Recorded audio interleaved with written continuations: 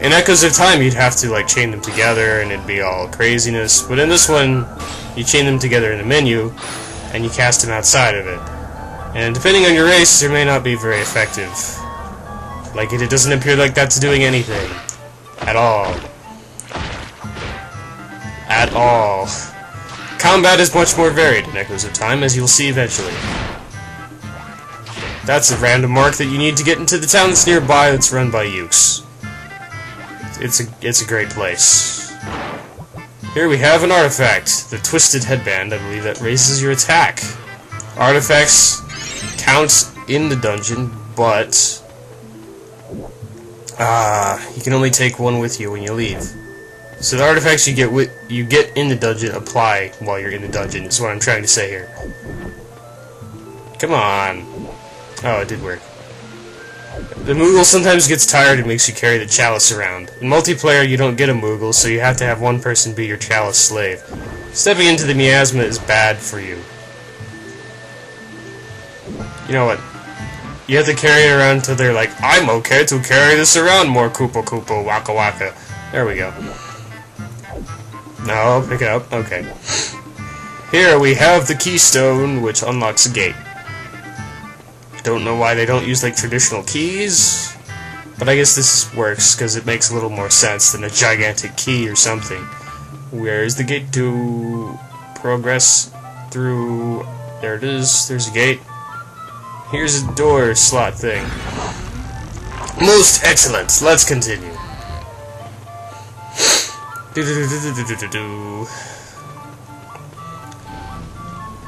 I think the best part about this level is probably the music, but I also just like the whole grassy, sluice, I don't know what it is. Plus this level has a bit of a special feature, because after a while, in one of the years in the game, there's a big drought that clears up some of the areas, and you can go and explore and get valuable treasure chests. At present, we have water, so we cannot explore that way. But that's okay, because this level's cool anyway. It's also big on making you step in the poison fog, but I'm cool with that.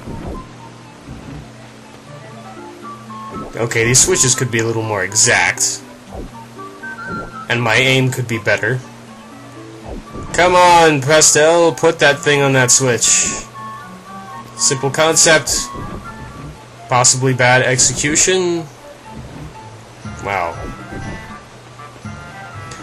Okay, it worked this time. Congratulations.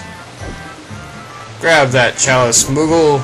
You can paint your Moogle too, but that only affects if you're like linking a Game Boy Advance, in which case the color of the Moogle determines what shows up on your screen, which is very strange. I don't remember the specifics, and I have no reason to try to remember the specifics. Oh no, it's a zoo. Zoos are terrible flying creatures of the terrible flying air space. It's quite terrible. Ah! Make everything trivial, Cure!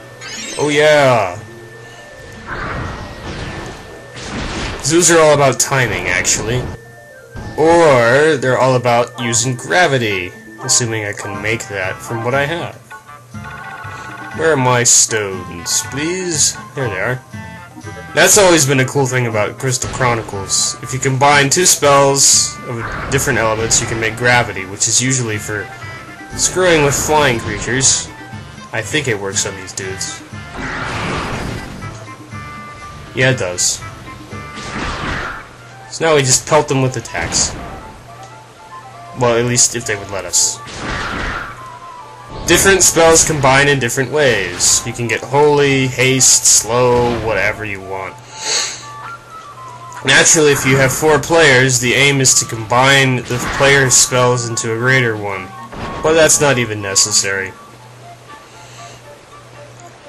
Echoes of Time did spells better, I think. You could, like, queue up spells to go in a certain spot, and then just work it. Okay. This is the hey, take damage part. Again. But I got it off the water spout, so not well, we did good, guys. Okay. Gourd potato. Now we just have to find the place to put this key and we'll be all set.